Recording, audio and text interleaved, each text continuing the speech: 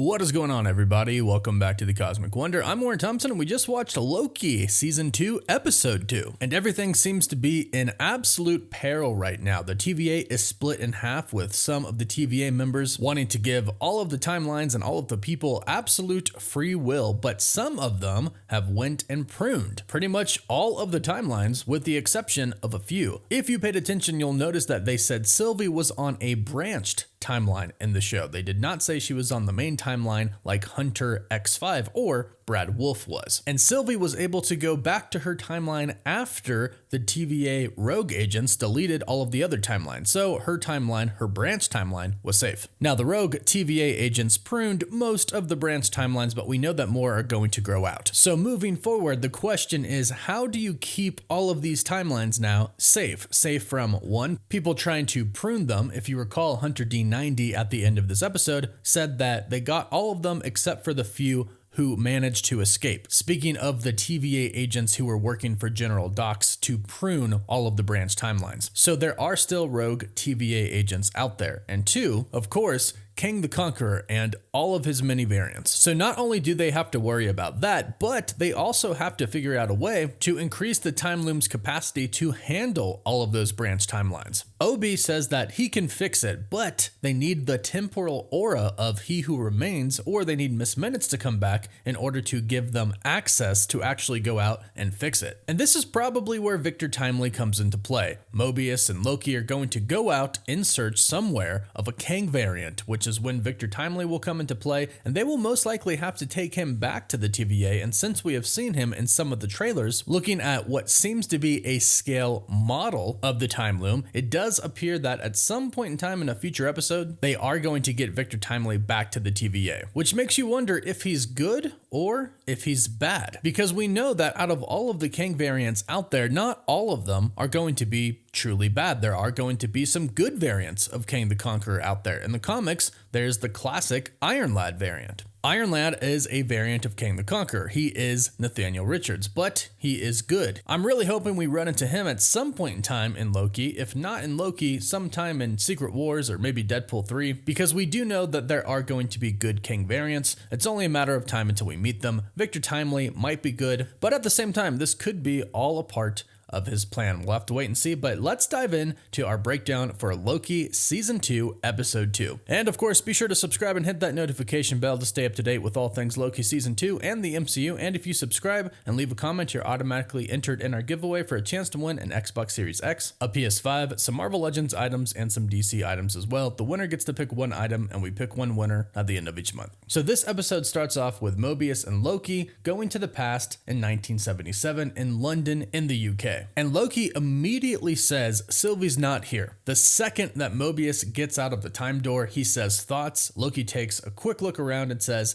she's not here. And Loki just knows she's not there. Mobius asks why, and he says it's too safe. It's not an apocalypse. It's not a war zone. And this goes back to last season, where Loki realized that Sylvie was hiding on branch timelines that were about to have catastrophic apocalyptic events, because nothing will set off the radar because it doesn't matter, because that timeline is about to die. Or if they're on the main timeline, the place that she's at is about to essentially be extinct as well. So Sylvie usually hides at events in time that are about to be catastrophic events, where everybody who is involved with those events dies. So right away, Loki says, Sylvie's not here, no way, it's too safe, knowing this is a place that Sylvie would never go to, and if she did, she would not stay there. However, they got a hit on a temp pad that belonged to Hunter X5, so they are going to explore London in 1977 in search for X5 to see if he found Sylvie. And they start walking, and if you notice on the right side, you can see a poster of Kingo from the Eternals. As we know, over the years, Kingo became a famous actor for many generations, just simply claiming that he was the son or grandson or great-grandson of essentially himself. So that poster is for a movie of which he is going to star in. Now, Mobius and Loki say that the temp pad for Hunter X5 went dark, which means Sylvie could have found him first, which is why it went dark. Basically stating if she did find him or he found her, she probably killed him. So they go inside this theater, and we can see by the display on the outside that Hunter X5 is now an actor called Brad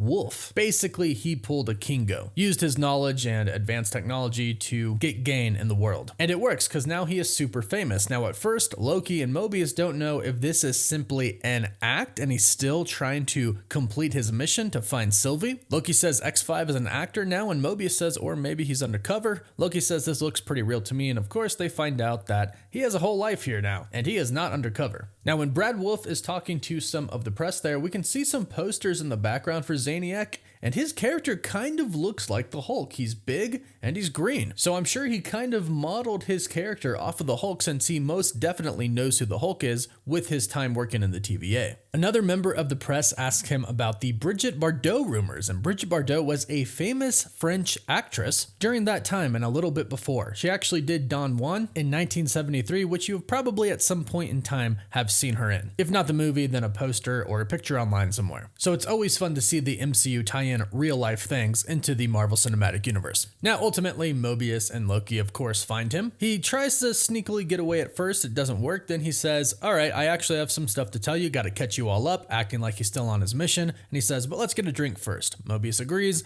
Loki obviously knows that he doesn't want to get a drink, but Mobius is kind of trying to have a good time while they're on Earth. He likes a lot about Earth. We know that from Loki season 1, so he says it's okay to have a drink here, but then of course Loki goes, is he running? And Mobius goes, he is. Now this is an important scene that you have to look closely at. He tries to run out the back door, and then Hunter B-15 kind of tricks him here. She says, oh my gosh, it's Brad Wolf, can I have your autograph? He stops because of course he loves being famous, and he says anything for a fan, but when he turns around, it's Hunter B-15. And you have to look closely, but notice that she takes his temp pad. She seems to have it all and is about to take it from him, but then he takes a part of it off of it and runs away. But Hunter B-15 is left with his actual temp pad in her hands, which is how she gets it later. He runs, but ultimately Mobius grabs him, and Brad says, come on Mobius, you're gonna ruin my life here, meaning that this is him now. He has gone rogue from the TVA, no longer wants to be a TVA agent, but wants to be Brad Wolf. This is his life, and we actually don't have any idea how long he's been living there, because of course,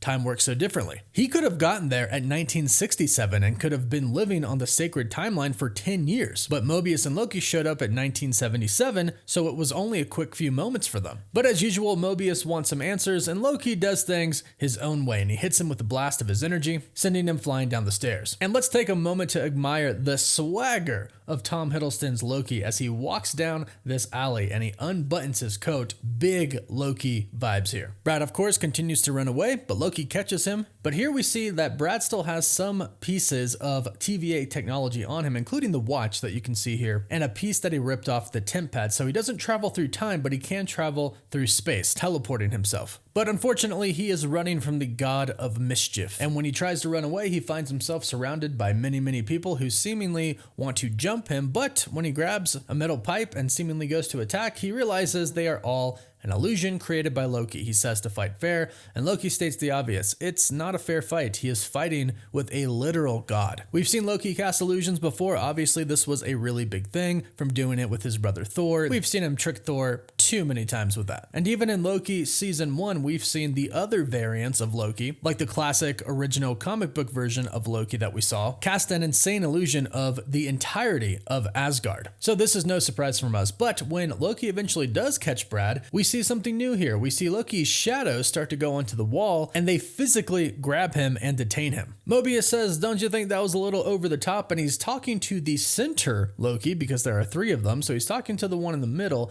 However, the one on the right side turns and looks to him and says, I think it was spot on. What this does is show us just how real Loki's illusions are, and he can use any one of them to speak. So they go back to the TVA and they put him in a holding cell. And here they reveal a little bit about X5, stating that he never really goes quietly, but he'll talk once he's had some time in the holding cell. Meanwhile, Hunter B-15 has his temp pad that has been modified, so she gives it to Mobius to take to OB.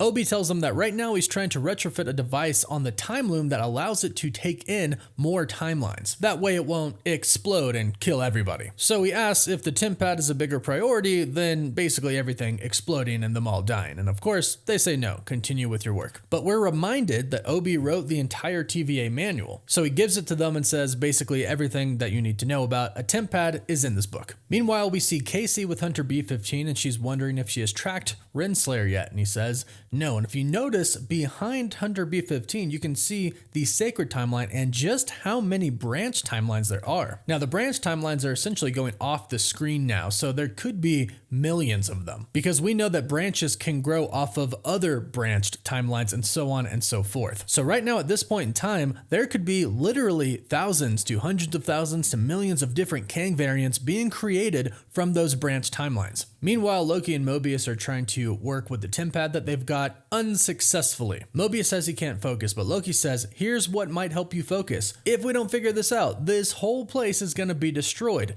Temporal meltdown or not. And what he's referring to is that, yes, they could die to a temporal meltdown, but even if that doesn't happen, He Who Remains and his variants could come and destroy the entire place if they don't figure it all out soon. Casey explains that Renslayer and Miss Minutes are now working together, and Loki starts to kind of piece it all together. Loki knows that Miss Minutes was there at the end of time with He Who Remains, and we know that Renslayer and He Who Remains worked together before in the past because of the audio recording that Loki heard. So Miss Minutes and Renslayer working together makes sense because they're both gonna want to work for/with He Who Remains /Kang / any other variant there might be. That also explains to them why there are no radio comms that are currently working, and Casey explains they have to do everything manually because Miss Minutes is gone. Casey has basically memorized the entire TVA handbook, so he looks at the temp pad and says, yeah, X5 said this blocks TVA tracking, but that is not what it does. So they know he's lying, so now it's time for Hunter B-15, Mobius, and Loki, the three of them together, to investigate. So they go to question Brad, but Mobius offers a warning first. He says Brad knows us and he knows our tactics, but most of all, he's a jerk, so don't let him get under your skin. Now what's interesting is that Brad actually outranked Hunter B-15, and he was in a very different department than Mobius was in. So he states that nobody in that room has the rank or the authority to detain him. And Loki doesn't even work there, so he has no right to detain him or question him at all. And here's where Brad starts to get under the skin of Loki and Mobius, and it's actually quite an important scene for Loki's character development. Brad starts to talk to Loki and he says, we know what you're trying to do. You're trying to make up for all the terrible things that you've done. And we can see Loki take a really big, deep breath here. And we find out that Loki is not kidding. This isn't an act that he's putting on to make it seem like Brad is getting under his skin. He is actually getting under the skin of Loki. And that is because now Loki is trying to be a good person. He's actually trying to be the hero of the entire multiverse. However, there are still those dark, villainous roots inside of him. So he tries to use those to his advantage. Brad says he always loses. And I think we're seeing a Loki who is not going to lose because now he's on a different side. He's not bad. He's good, but he still can use those bad sides of him. And he approaches Brad saying that, yeah, maybe I've just been waiting for this moment right here to do terrible, awful things to you. And in this scene, you can see Hunter B-15 is pretty uncomfortable. Mobius too, and you know that they would both stop Loki if he went to do anything to Hunter X5. That's important for a later scene. But Loki's tactics of threatening Brad actually don't work because Hunter B-15 and Mobius are there.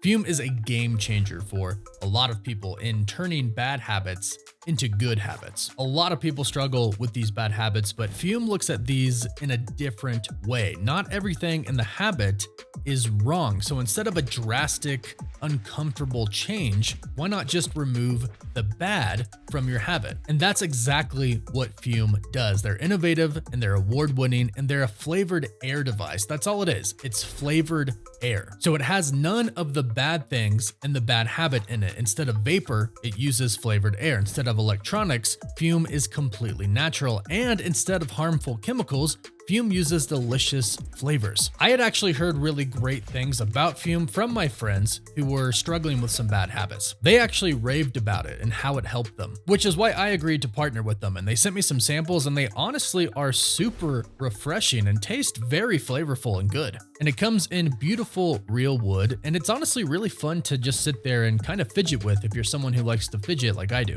And I know stopping is something we all put off because it's hard, but with Fume, it's easy, and they have served over 150,000 customers and have thousands of success stories. And that could be you if you pick up a journey pack today. Head over to tryfume.com and use code COSMIC to save 10% off when you get the journey pack today. That's tryfum.com and use code COSMIC to save an additional 10% off your order today.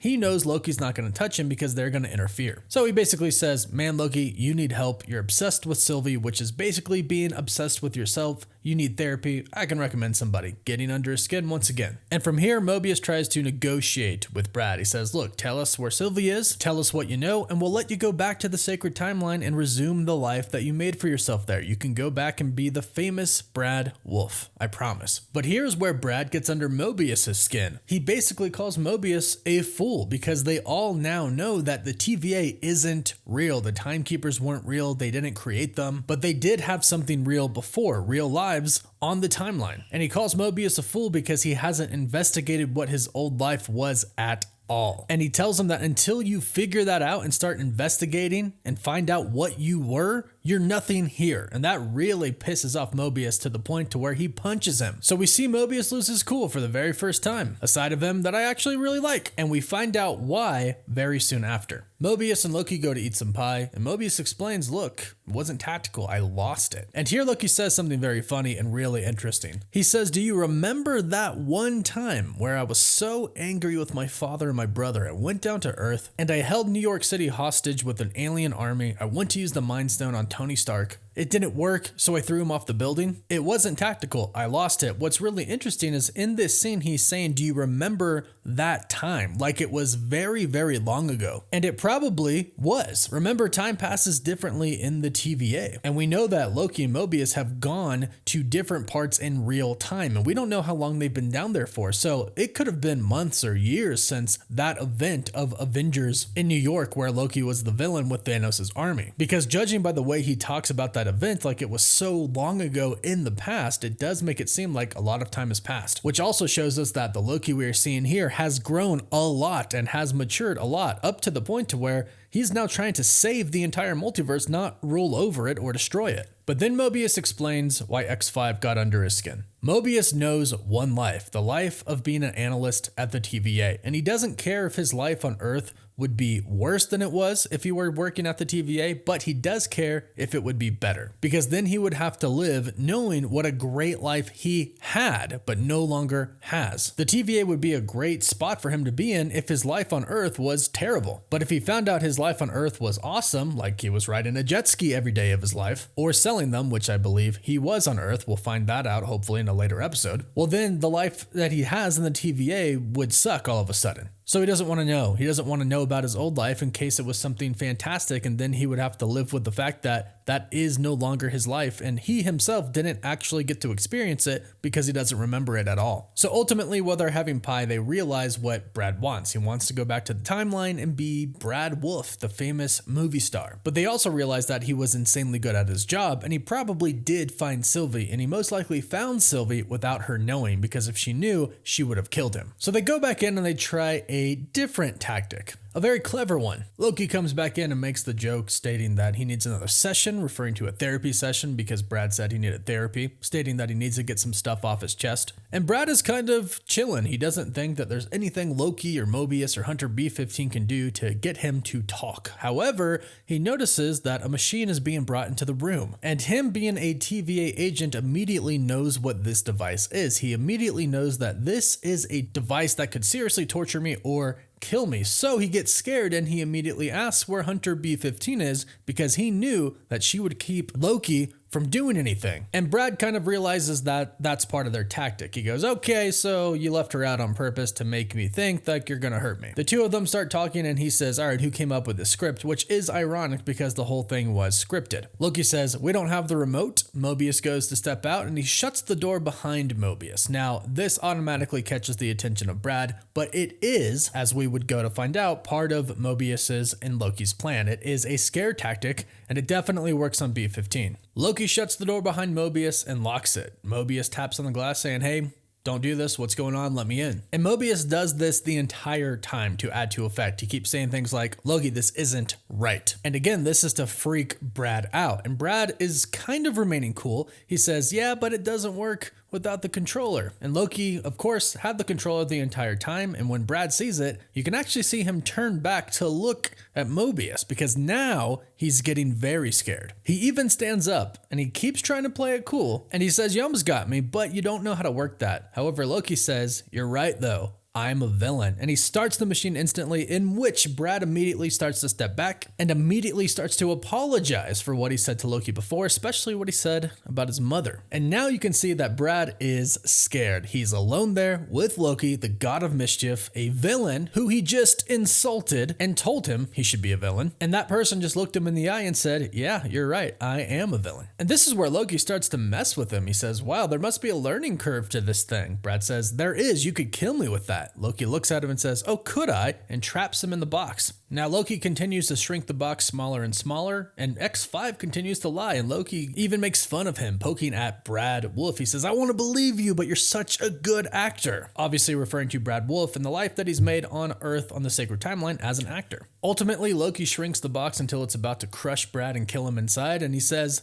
"All right, Sylvie got a new life," and Loki releases him. This is where he reveals that he did bail on his mission. He went to get an actual life on the timeline, but he did find Sylvie first, and he found out that she is on a branch, as in a branched timeline. Mobius then walks through the supposed locked door, and then Brad, of course, realizes that it was all a performance. They planned the entire thing, and he says, "All right, if I tell you, will you let me go back?" But Mobius says, "Nope, you're gonna show us." So they go find Sylvie, but before they do that, we cut to one of the most important parts, not only of this episode, but what I believe is going to be one of the most important parts of the series. Casey and Hunter B-15 go and they find OB. And OB states that they're all gonna die. He states that the blast doors are closed, and unless they can open them to go out and fix the loom to make it able to handle more timelines, they're all going to die because it's essentially going to explode and kill them all. And the problem is the only way to open the door is to scan the temporal aura of the person who designed it, aka He Who Remains, aka Kang the Conqueror. So he explains that there are only really two ways to do this. One is to get Miss Minutes to come back and override it and open the blast doors, or they get He Who Remains or a variant with the same temporal aura to open it. Obi says, "I can build the device to fix it, but you all have to figure out how to open up the blast doors. Get Miss Minutes back or get a variant of Kang," and that is where I believe Victor Timely comes into play in the next episode. Then Loki, Mobius, and X5 arrive in Broxton, Oklahoma in 1982,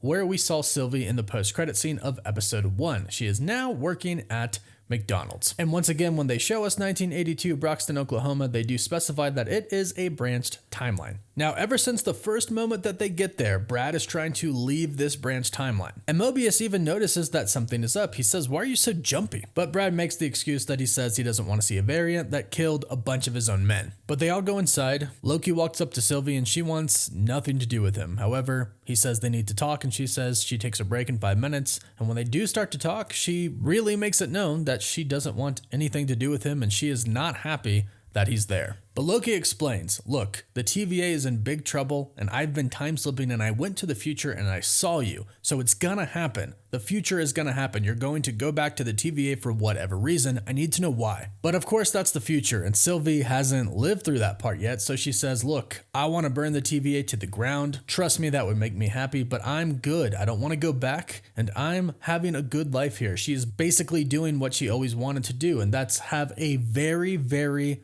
ordinary, normal life, working a normal job, living a normal mundane life to where people aren't constantly after her trying to prune her and kill her. And here's where we really start to see the divide between Sylvie and Loki. This is the same divide that we saw in the finale of Loki season 1, where Loki said, "Let's just take a minute to think about what could happen if we kill He Who Remains," where Sylvie had already decided she's gonna kill him. She's taken the TVA down. She doesn't care what happens. Loki says, "Look, if you don't work with me, I can't guarantee that this branch timeline is even gonna be here, because if the TVA falls and can't help, Kang could come and destroy it." But Sylvie doesn't care. Loki even says, "Enchant me," and Sylvie says, "No, I'm not going to, because I don't care. Leave me alone. I gave everyone their freedom. I gave everyone free will, and I'm done. That's it. I don't care about the consequences. I'm done." And we're starting to see where Loki stands. He says, without the TVA, all of this, everything, the multiverse, it's gone. So Loki now believes in what the TVA was doing, at least to an extent. He maybe doesn't want to prune all of the timelines, but he does want to keep it in check. But again, Sylvie wants nothing to do with it. So he says, okay, what if He Who Remains shows up? And Sylvie says, I'll kill him. And then they're interrupted by Mobius, who needs to tell them what Brad told him is about to happen. So Brad starts saying, if we stay here, we're gonna die. The entire timeline's gonna die. And this obviously gets Sylvie's attention because she loves her life here. So she enchants him, looks into his mind, and discovers that General Dox and her followers are going to bomb every single branch timeline to make it to where there is only the sacred timeline remaining, like the TVA is supposed to do. So Dox is clinging to the old ways of the TVA, and Sylvie takes Mobius and Loki to where their headquarters has been set up. And here's where we find out why X5's temp pad was modified. They modified them so that they could all be connected to open up time doors to be able to prune all of the branch timelines. So Loki, Mobius, and Sylvie attack, and ultimately Loki and Sylvie will join hands and use their powers together to stop everybody from pruning. This is very similar to what we saw with the final episodes of Loki, where the two of them combined their powers to defeat Goliath. Now ultimately they stopped them, but unfortunately it's after they set off a lot of reset charges.